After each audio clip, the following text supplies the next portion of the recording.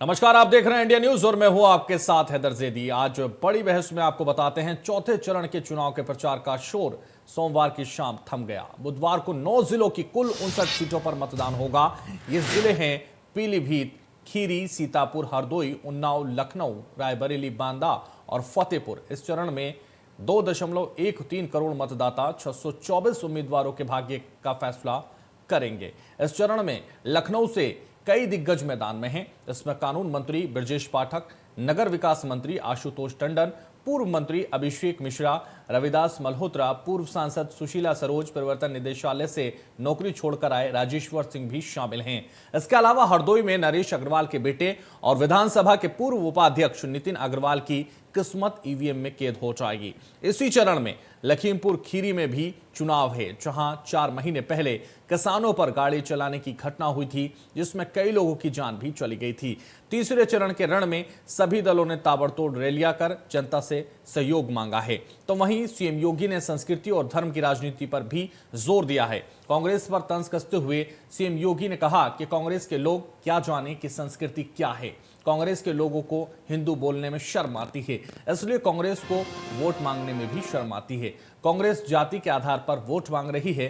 फिलहाल जनता का वोट किसे मिलेगा या जनता किसे अपना मत देगी, यह आने वाली 10 मार्च को ही पता चल पाएगा। लेकिन जिस तरह से चुनावों की तारीख जिस तरीके से करीब आती जा रही हैं, जैसे जैसे मतदान के चरण कंप्लीट होते जा रहे हैं, वैसे वैसे जुबानी जंग भी तेज होती जा रही। और इसी कड़ी में 9 जिलों के 59 सीटों पर मतदान होने जा रहा है। तो 9 जिलों की 59 सीटों पर जो मतदान होना है वो कल होना है, और कल ये चौथे चरण का मतदान होगा। यानी 172 के बाद अब 59 सीटों पर मतदान कल होगा, और यह भी तय करेगा कि आने वाली हवा किस तरफ बह रही है। भारतीय संस्कृति की आत्मा है। तो कई दिग्गज आजमा रहे हैं अपनी किस्मत, और इस किस्मत को अब कल ईवीएम में मतदाता कैद कर देंगे। आने वाली 10 तारीख को पता चलेगा कि किसकी किस्मत रंग लाती है और किसकी दब जाती है। तो इसी पर आज हम बड़ी बहस करेंगे। संस्कृत भारतीय संस्कृति की आत्मा है। ये कांग्रेस के लोग क्या जानेंगे संस्कृत के बारे में और संस्कृति के बारे में। ये तो बोलते हैं हम एक्सीडेंटल हिंदू हैं, यानी हिंदू होने में भी इनको शर्म आती है। वोट मांगने में पता नहीं इनको शर्म आती कि नहीं आती है, लेकिन अपने को हिंदू बोलने में शर्म आती है। और मैं तो कहता हूं, मैं गर्व से कहूं हम हिंदू हैं, हमें कहना चाहिए। लेकिन ये लोग शर्म लगती है जाति के नाम पे बांटना, मत और मजहब के आधार पर बांटना, दंगे फसाद कराना, अपने राजनीतिक स्वार्थों के लिए आतंक को प्रश्रय देना। पहले दंगे होते थे, 5 साल में उत्तर प्रदेश में कहीं दंगा हुआ? तो चर्चा की शुरुआत करेंगे और सबसे पहले मेहमानों का परिचय कराएंगे। एसएन सिंह, प्रवक्ता भारतीय जनता पार्टी के, हमारे साथ जुड़ रहे हैं। आपका स्वागत है इंडिया न्यूज पर। मालिक जावेद अंसारी हमारे साथ जुड़ रहे हैं, आपका भी इंडिया न्यूज पर स्वागत है। भुवन जोशी जुड़ रहे हैं, प्रवक्ता हैं समाजवादी पार्टी के, आपका भी इंडिया न्यूज पर स्वागत है। चर्चा की शुरुआत करेंगे, और चर्चा की शुरुआत इसी से करेंगे क्योंकि जिस तरह से चौथे चरण का चुनाव यानी मतदान कल होने जा रहा है, और उत्तर प्रदेश की विधानसभा चुनाव के चौथे चरण की जो 59 सीटों पर मतदान कल होना है, जिसमें लखनऊ से लखीमपुर तक के मतदाता इसमें मतदान करेंगे, और आने वाले 624 प्रत्याशियों की किस्मत का जो फैसला है वो आने वाली 10 तारीख को आएगा, लेकिन कल ईवीएम में जरूर कैद हो जाएगा। और सबसे पहला सवाल भारतीय जनता पार्टी के प्रवक्ता एसएन सिंह हमारे साथ हैं, उन्हीं के पास में आना चाहूंगा और उनसे समझना चाहूंगा, जिस तरह से योगी आदित्यनाथ ने सभा में कह दिया है कि कांग्रेस के जो लोग हैं वो संस्कृति क्या जाने, और कांग्रेस के लोगों को हिंदू बोलने में भी शर्म आती है, और इसीलिए कांग्रेस को वोट मांगने में भी शर्म आती है। क्या इसका तात्पर्य है, क्यों इस तरह का बयान दिया गया है, थोड़ा समझाइए सर। देखिए हैदर साहब, उन्होंने इसलिए किया कि हिंदुओं के आस्था का केंद्र जो भगवान राम का मंदिर जब बनने की बात आई तो 8-8 वकील खड़ा कर देते थे कि वो मंदिर न बनने पाए। देखिए, जब रामेश्वरम की बात आती है सब लोग मानते हैं कि रामेश्वरम है, लेकिन वो लोग कहते हैं कि रामेश्वरम है ही नहीं है, भगवान राम तो काल्पनिक थे। और आप देखिए, स्वयं राहुल जी बहुत वरिष्ठ नेता हैं इनके, और वो हिंदू आतंकवादी शब्द का प्रयोग करते हैं। उन्होंने कहा कि मुझे माओवादी और लोगों से उतना खतरा नहीं है जितना हिंदू आतंकवादियों से खतरा है। और ये कहते हैं कि लड़के जो हैं वो मंदिर जाते हैं, केवल लड़कियां छेड़ने जाते हैं। आप देखिए, उसके बाद आप जनेऊ धारण करते हैं, आपको जानकारी नहीं है कि जनेऊ धारण कैसे किया जाता है, कुर्ते के ऊपर जनेऊ धारण कर लेते हैं। तो जब इस तरह की चीजें आप करते हैं तो निश्चित तौर पे कहा जाएगा कि आप जो है बनावटी हिंदू हैं। आप अपने को सिद्ध ही नहीं कर पा रहे हैं। आप कभी जालीदार टोपी तो पहनेंगे, जनेऊधारी कभी हिंदू कुछ तो राहुल गांधी भी अपने आप को बताते हैं सर। जी, वही कह रहा हूँ। वो बताते अलग अलग जगह, केरल जाके कुछ बताएंगे। अरे आप जो है उसको बताइए। देखिए, भारत तो सभी धर्मों की बात करता है, आप सभी धर्मों की बात लेकिन करिए, लेकिन एस एन आप सिंह जी, अपने बुनियादी मुद्दों को छोड़कर जैसे जैसे मतदान की तारीखें करीब आ रही हैं, जैसे जैसे मतदान होते जा रहे हैं, इस तरह के मुद्दे क्यों उठाए जा रहे हैं? आपके आपके आपके विरोध में भी जयदी साहब, टिप्पणी बुनियादी की गई मुद्दे है। बिल्कुल और प्रियंका गांधी ने, पता है आपको क्या कहा है? भाजपा लोगों के दिमाग में धर्म और पाकिस्तान की तरफ मोड़ती है उनको, और इसी पर देखिए राजनीति करती है। वो भी अपनी जयदी साहब, रैली में इस तरह के बयान दे रही हैं। जयदी साहब, हम दोनों चीजों का जवाब आपको दे दे। देखिए, धर्म की राजनीति की शुरुआत कौन किया? कांग्रेस के लोग किए। जितनी पार्टियां देश की निकली सभी कांग्रेस से निकली, और सभी ने कहा कि कांग्रेस धर्म और जात की राजनीति कर रही है, घपले घोटाले का कार्य कर रही है। भारतीय जनता पार्टी तो फाउंडेशन डे से उसका नारा था कि राम जन्मभूमि मंदिर बनना चाहिए। उसका ठीक है। नारा था कि देश में एक संविधान, एक कानून होना चाहिए। 370 पे हमारे रुख स्पष्ट थे। रही बात दूसरे आपके प्रश्न का, बुनियादी ढांचे में हमने विकास किया। हमने ढेर सारे विकास के कार्य किए हैं। आप पूछेंगे तो मैं उसको गिना दूंगा। गरीबों को आवास देने का कार्य भारतीय जनता पार्टी ने किया। उसमें इज्जत घर देने का कार्य भारतीय जनता पार्टी ने किया। आप देखिए, पहले की सरकारों में बिजली आती ही नहीं थी, अब बिजली जाती ही नहीं है। ठीक है। पहले अपराधी सरकार चलाया करते थे, ठीक है। आज अपराधी जेल में है ठीक या है। कहीं और की हवा खा रहे हैं। ठीक है एसएन सिंह जी, एसएन सिंह जी, ठीक है। मालिक जावेद अंसारी, मैं आपके पास आना चाहूंगा। और क्यों इस तरह की बयानबाजी हो रही है? भाजपा लोगों के दिमाग में को धर्म और पाकिस्तान की तरफ मोड़ देती है, प्रियंका गांधी कह रही हैं। आपको योगी आदित्यनाथ साफ तौर पर कह रहे हैं कि आप हिंदू नहीं हैं, और जो है कांग्रेस के लोगों को शर्म आती है वोट मांगने भी में, उन्हें हिंदू कहने में भी शर्म आती है। आखिर क्या वजह है, क्यों इस तरह की बयानबाजी की तरफ बढ़ रहे हैं आप लोग? पिछले 3 फेज के जो वोटिंग हुई है उससे भाजपा के लोग समझ गए हैं, और हमारे प्रधानमंत्री जी भी हताश और निराश हो चुके हैं, इसलिए अनर्गल बातें कर रहे हैं। कभी वो बॉम्ब की बात कर रहे हैं, कभी वो साइकिल की बात कर रहे हैं, कभी वो हिंदू संस्कृति की बात कर रहे हैं। मैं सिंह साहब बैठे हैं, उनसे पूछना चाहूंगा, मां गंगा में हजारों की तादाद में लाशें बह रही थी, जब आपकी मालिक जावेद अंसारी, आवाज को थोड़ा बुलंद करके बोलिए सर, आपकी आवाज बहुत कम आ रही है।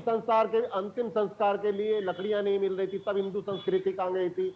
और आप राम मंदिर का बार बार आलाप कर रहे हैं, ये आपने थोड़ी बनवाया है, तो सुप्रीम कोर्ट ने बनवाया है। और आपने क्या किया है? वहां पे जमीन घोटाला किया है, 2 करोड़ की जमीन 19 करोड़ सर, सुप्रीम कोर्ट में कौन गया था? सर, सुप्रीम कोर्ट में कौन गया था मलिक साहब? सुप्रीम कोर्ट में आप तो रोकने के लिए जाते थे, हम उसको बनवाने के पक्ष में खड़े होते थे। आप एक शब्द बोलने से डरते थे। दूसरी आपने लाशों की बात की। सरकार तो आप ऐसा मजाक मत करिए ना जनता के साथ।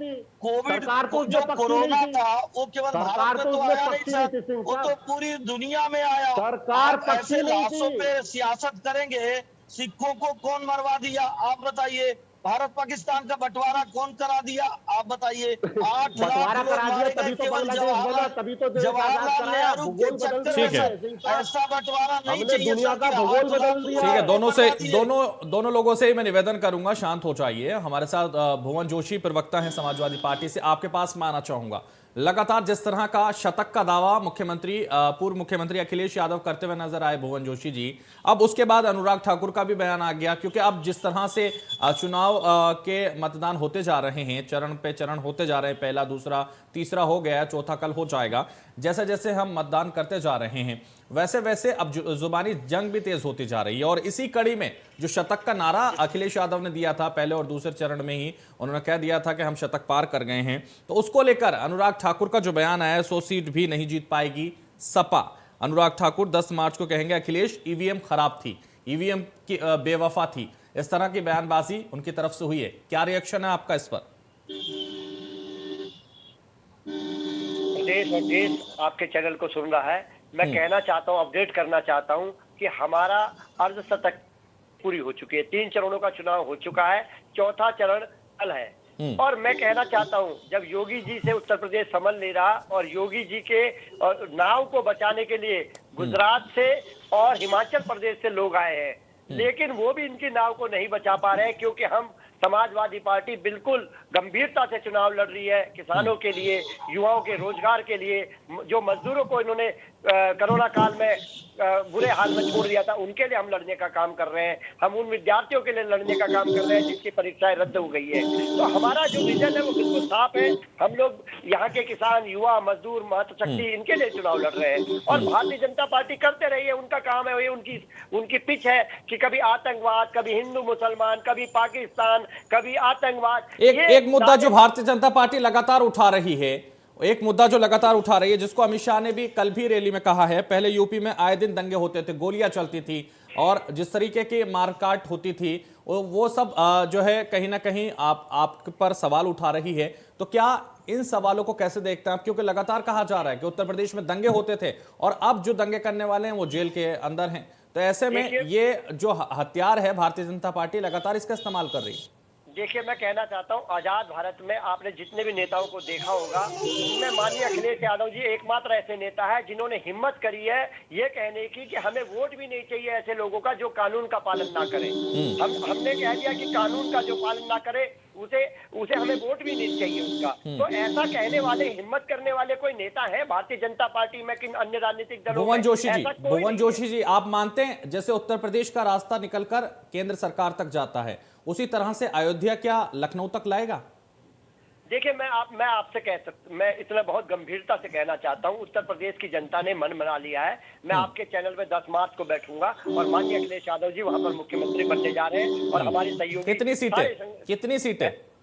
देखिए, मैंने बताया ना, जैसे जैसे चरण बढ़ रहे हैं, हमारे तीसरा अर्धशतक पूरा हो चुका है, कल चौथे चरण का चुनाव है। अब धीरे धीरे हम बहुमत की ओर आगे बढ़ रहे हैं और कल के वोट के बाद हम निश्चित तौर पे लगभग सरकार बनाने की स्थिति में आ जाएंगे, जैसा कि माननीय अखिलेश यादव जी ने भी कहा है। ये दावे खोखले तो नजर नहीं आएंगे? बिल्कुल, 10 मार्च को बैठेंगे, हम आपको समाजवादी लड्डू खिलाऊंगा। ठीक है, 10 मार्च को बैठेंगे और ये तभी देखेंगे कि क्या आपके दावे सच होते हैं या फिर इनका दम निकल जाएगा। चलिए, महत्वपूर्ण होगा। मैं एसएन सिंह जी आपके पास आऊंगा। एसएन सिंह जी, जिस तरह से जिन्ना से लेकर लगातार अब आतंक पर यह जंग आ गई है, बुनियादी मुद्दे बिल्कुल खत्म हो गए हैं, चाहे महंगाई का मुद्दा हो या फिर कोई और मुद्दा हो, और जिस तरह से महामारी का मुद्दा लगातार बनाने की कोशिश की जा रही है वो भी खत्म हो गया। तो क्या आप मानते हैं कि सारे मुद्दे खत्म होकर सीधे लड़ाई अब आतंक पर आ गई है? देखिए जयदी साहब, और आपके नेता लगातार इस मुद्दे को उठा रहे हैं, आतंक। हर नेता के मुंह में सिर्फ एक ही शब्द है आपके, आतंक। देखिए जयदी साहब, अभी हमारे भाई कह रहे थे कि अखिलेश यादव जी जिस तरह से कार्य कर रहे हैं कोई करेगा क्या। उन्होंने कहा कि अखिलेश यादव ने कहा कि अपराधियों का साथ नहीं चाहिए। नाहिद हसन क्या था, अपराधी था कि नहीं? आजम खान जो संविधान की धज्जियां उड़ाते हैं, 302 के मुलजिम को छुड़वा देते हैं, जो कहते हैं डीएम हमारा जूता साफ करेगा, उसको टिकट दे रहे हैं। आप बताइए, गीता साख एक दलित महिला पे हमला होता है और अखिलेश यादव उस पर मौन धारण कर लेते हैं। कौन से संविधान की रक्षा कर रहे हैं? कह रहे हैं कि भारतीय जनता पार्टी में कोई ऐसा नेता होगा क्या? अरे भारतीय जनता पार्टी में ऐसा नेता क्यों रहेगा जो इस तरह की गलती करेगा? आप बताइए, अभी मुद्दों की बात आप जो कर रहे हैं, भारतीय जनता पार्टी तो मुद्दों की राजनीति करती है। हम तो कह रहे हैं कि हम सर वही तो मकसद है। शुरू से अब तक विकास का मुद्दा, विकास का मुद्दा आपका था, लेकिन अब नैरेटिव चेंज कैसे हो गया है? नहीं, सुनिए, क्योंकि हमारे विकास को ये लोग जयदी साहब मान नहीं रहे ना, ये तो केवल हज हाउस को मान रहे। आप बताइए, अगर काशी कॉरिडोर का विकास हो रहा है जयदी साहब, तो क्या वहाँ पर्यटन को बढ़ावा मिलेगा कि नहीं मिलेगा? क्या वाराणसी के अगल बगल के लोगों को साफ सफाई से मतलब है कि नहीं है? काशी विश्वनाथ से मतलब है कि नहीं? संस्कृति से मतलब है कि नहीं? धर्म से मतलब है कि नहीं? लेकिन इनका जो विकास है वो सिर्फ एक धर्म, एक जाति, एक क्षेत्र के लिए है। भारतीय जनता पार्टी का जो विकास है जयदी साहब, वो सबके लिए। आप देखिए, पूर्वांचल एक्सप्रेस वे बन के तैयार हो गया कि नहीं? आज बुंदेलखंड एक्सप्रेस वे बन के तैयार हो गया कि नहीं? आज रैपिड रेल बन के तैयार हो गया कि नहीं? ये एक विजन चाहिए। आप तो गरीबों के अन्न को हड़प जाते थे। हमारे यहाँ तो 15 करोड़ गरीबों को अन्न दिया जा रहा है कोविड काल से। बार बार कोरोना काल की बात करते हैं जयदी साहब। आप इनसे पूछ सकते हैं, अगर किसानों के आंदोलन को छोड़ दीजिए तो जो विपक्ष होता है वो भी विकास की एक धुरी होती है, और सत्ता पक्ष अगर कोई गलती कर रहा होता है तो विपक्ष अलग जगाने का काम। ठीक है, आपका जवाब मैं भुवन जोशी से लूंगा। आपका जवाब एसएन सिंह मैं भुवन जोशी से लूंगा, लेकिन इस बीच मेरा एक और सवाल आपसे एसएन सिंह, क्या मायावती पर नरमी कोई डील है क्या? हालांकि सीएम इसको नकार चुके हैं, तो फिर सपा ही निशाने पर क्यों है आपके? देखिए, मायावती जी ही बता पाएंगे कि वो इतना नरम क्यों है। लेकिन मैं ये जरूर आपको बता सकता हूँ कि दलितों पे सबसे ज्यादा अत्याचार समाजवादी पार्टी की सरकार में होती है। जी। और वो जान रहे हैं कि बहन जी तो लड़ नहीं रही हैं, और समाजवादी पार्टी की अगर सरकार आ गई तो हम प्रदेश में रह नहीं पाएंगे, बहुत सारे दंगे होंगे, हमारे जमीनों पे कब्जा हो जाएगा, जमीन कब्जा होने के बाद कहा जाएगा 2 पैसे लेके इसको छोड़ दो। ठीक है। इसलिए वो सारे लोग भारतीय जनता पार्टी के साथ हैं जयदीप ठीक है, साहब, ठीक है, भारतीय ठीक जनता है। पार्टी के साथ। ये 10 मार्च को साफ हो जाएगा। सब दावे जरूर कर रहे हैं, लेकिन ये साफ जरूर होगा 10 मार्च को। मैं भुवन जोशी जी आपसे रिएक्शन लूंगा, लेकिन उससे पहले वरिष्ठ पत्रकार हमारे साथ अरविंद विद्रोही जुड़ गए हैं। आपका बहुत स्वागत है बड़ी बहस में। और सीधा सवाल आपसे, बाटला के बाद सीधा चुनाव में अहमदाबाद मुद्दा राजनीतिक दलों के लिए कितना मुफीद है, कितना नुकसानदायक है? आखिर यही मुद्दा क्यों उठाया जा रहा है? क्या बुनियादी मुद्दे खत्म हो चुके हैं? देखिए, सुरक्षा बुनियादी मुद्दा ही है। ऐसा नहीं है कि आतंकवाद से आम जनता नहीं प्रभावित होती है। और सबसे पहले हमको, आपको, सबको ये स्मरण होना चाहिए कि हमारे राष्ट्रीय ध्वज में कितने रंग हैं। हमारे राष्ट्रीय ध्वज में 3 रंग हैं। चुनाव में क्यों उठाए जाते हैं मुद्दे, अरविंद विद्रोही जी? मैं बता रहा हूँ, तिरंगे में 3 रंग हैं। एक रंग है शौर्य का, साहस का, दूसरा रंग है सादगी का, तीसरा रंग है समृद्धि का। भगवा, केसरिया, सफेद और हरा। अगर आपके राष्ट्र के नागरिकों में शौर्य नहीं रहेगा, राष्ट्र की सत्ता में, राज्य की सत्ता में, राजनीतिक दलों में साहस नहीं रहेगा, और साहस किस बात का, कि अपने नागरिकों को सुरक्षा दे, अपने नागरिकों को सर्वांगीण विकास दे, तभी शांति बहाली होगी। जब शांति बहाली होगी तभी समृद्धि आएगी। राष्ट्रीय ध्वज तिरंगे का संदेश है। तो आतंकवाद हो या अपराधी हो, वो सबसे ज्यादा नुकसान करते हैं तो आम नागरिक को करते हैं। तो अपराधियों पर प्रहार, आतंकवादियों पर प्रहार, और अपराधी और आतंकवादी की चर्चा लोकतंत्र में बुनियादी सवाल ही है। कुशिक्षा, अरविंद विद्रोही जी, बेरोजगारी, अरविंद विद्रोही जी, जो आतंक को बढ़ावा देते हैं, जो आतंकी हो, उन पर कार्रवाई हो, ये लाजमी है और होनी चाहिए। हर तरह से उन पर कार्रवाई होनी चाहिए। लेकिन क्या चुनावी मुद्दे, क्या चुनावी जुबानी जंग में इसका इस्तेमाल होना ठीक है?